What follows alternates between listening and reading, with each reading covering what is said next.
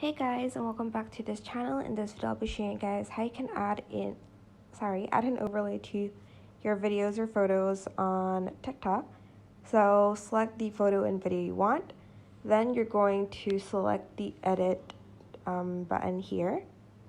Then to add the overlay, you are going to see here there's an overlay button and you're going to select it. I just selected this as my video, and as you can see, it's like an overlay. You can like resize it, as you can see, to create this like frame, I guess,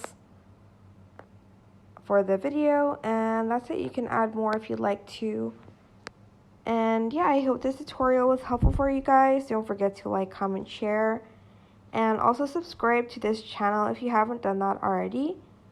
If you have any questions, just leave it in the comment section down below, and I will try my best to answer them all for you guys. And if you found this video helpful, please click the thanks button above the description box down below. Thank you so much for watching this video. Bye!